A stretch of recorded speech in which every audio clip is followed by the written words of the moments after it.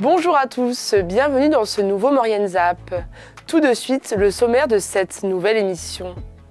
On commence cette émission à Modane pour découvrir la dernière phase des travaux du centre nautique intercommunal. Cette piscine, construite dans les années 1970, a connu plusieurs phases de travaux afin de faire des économies d'énergie.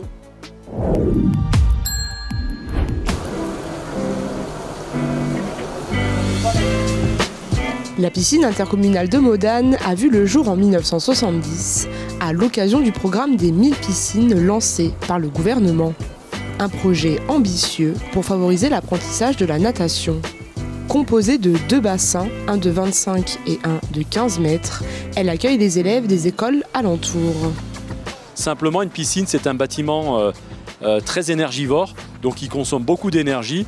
Et vous imaginez entre les années 70 où c'était les années pétrole, où on avait de l'énergie peu chère, voire pas chère, on n'avait pas encore eu les chocs pétroliers, et les années 2024 et les différents chocs qu'on a eus, il a fallu se poser des questions, comment on va dire pérenniser cet équipement.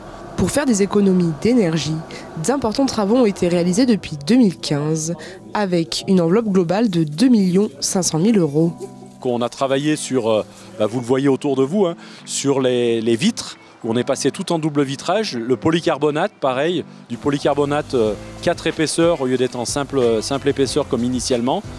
On a travaillé aussi sur l'isolation phonique et thermique de la sous-face de la toiture.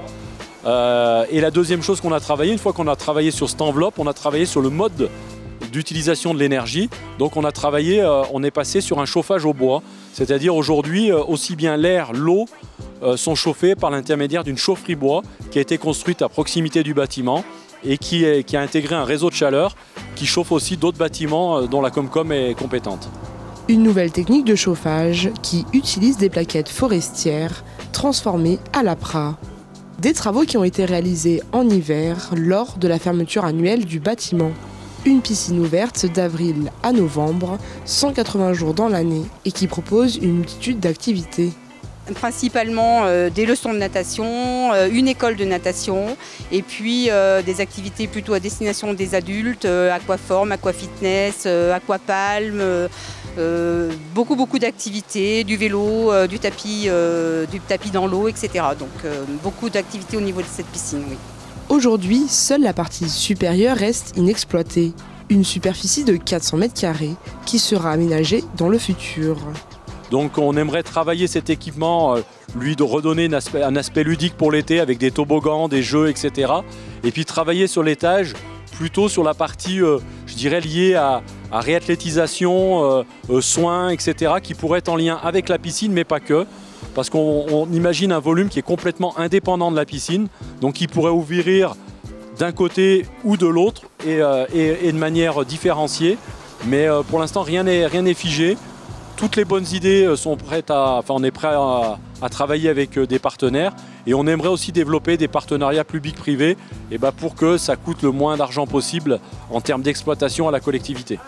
La dernière phase des travaux étant terminée, le centre nautique réouvrira ses portes le 23 avril à 15 h.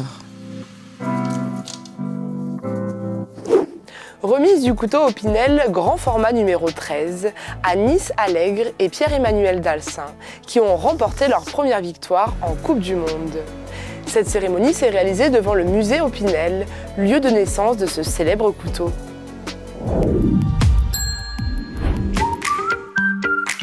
Depuis plus d'une vingtaine d'années, une équipe d'anciens champions de ski alpin mauriennais offre en collaboration avec le musée Opinel un couteau grand modèle numéro 13 qui symbolise une première victoire en Coupe du Monde de ski alpin. Cette année, on a Niels Allègre qui a eu sa première victoire, qui a gagné un Super G à Garmisch en Allemagne. Et donc, il est temps pour lui de recevoir son Opinel, quoi. Et pourquoi en Maurienne? Expliquez-moi un petit peu pourquoi il fallait le mettre en valeur ici au musée. Alors, On a pensé plusieurs fois le faire au musée. Ça s'est jamais produit. Ça va être le premier qui reçoit son Opinel au musée. Donc c'est super sympa et nous on est super contents parce que c'est en Maurienne et qu'Opinel représente la Maurienne. D'habitude on était souvent sur les courses, sur les Coupes du Monde et là où on les croisait, on s'arrangeait pour faire une petite représentation et puis on lui remettait l'Opinel. Ça se passait comme ça. Mais c'est la première fois que ça va se passer au musée avec Maxime, avec son père. Entouré par la famille Adret, James et Maurice, Maxime Opinel, le directeur du musée, accompagne depuis plusieurs années cette remise de couteaux Opinel géants. Moi, ça fait depuis 2015-2016 que j'accompagne à titre personnel cette remise. J'ai eu la chance de remettre en 2018 un couteau à Clément Noël qui avait gagné sa première victoire du coup à Kitzbühel. Je l'avais remis là-bas. C'était vraiment sympa et on n'avait jamais fait sur place au musée, alors que c'est vrai qu'on remet un numéro 13 aussi en partenariat avec le musée Opinel, donc c'est aussi rattraper un petit peu une petite injustice du passé d'avoir jamais fait d'événement ici, quoi. Pour le coup, 2 champions de ski sont mis à l'honneur, 2 spécialistes de vitesse. Neil Allègre du club de Serre-Chevalier et membre de l'équipe de France, et Pierre-Emmanuel Dassin, au Mauriennais, ancien membre de l'équipe de France de ski et aujourd'hui consultant Eurosport. Comment ça s'est passé? Comment vous avez vécu tout ça? C'était une saison incroyable, on va dire, dans tous les sens du terme. Beaucoup de plaisir sur les skis. On a tout de suite bien attaqué au niveau de l'équipe. Val Gardena, j'ai attaqué la première course avec une 4e place. C'est vrai que ça nous a bien lancé et jusqu'à le mois de janvier en apothéose avec les victoires de Sip et la mienne par la suite.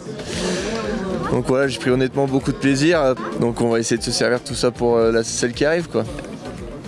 Et quel regard vous portez un petit peu sur Nils, non seulement, mais pour cette génération aussi qui performe, notamment en équipe en vitesse? Moi, un regard admiratif parce que tout le monde avait des doutes après la retraite de Yoho Claret. Nils, il tournait autour depuis des années et là d'avoir 2 Français qui gagnent dans 2 disciplines différentes la même année, je crois que en vitesse, je crois que c'est jamais arrivé. Donc moi j'étais en plus spectateur privilégié parce que j'ai pu commenter les courses. Donc pour les suiveurs, c'est hyper excitant parce que avant tout on est fan parce qu'on a fait partie de cette caste-là et on est fiers qu'ils reprennent le flambeau puis le tirent encore plus haut que nous on a pu le faire. Donc archi fan, archi fier d'eux et je leur souhaite tout le meilleur pour l'avenir. Dans une course de Super G, les skieurs taillent des courbes au fil de la descente et le couteau Opinel tranche pour désigner le vainqueur. Ça y est, votre Maurienne Zap touche désormais à sa fin. N'hésitez pas à retrouver l'ensemble des reportages sur les réseaux sociaux et sur les box. Quant à nous, on se retrouve la semaine prochaine.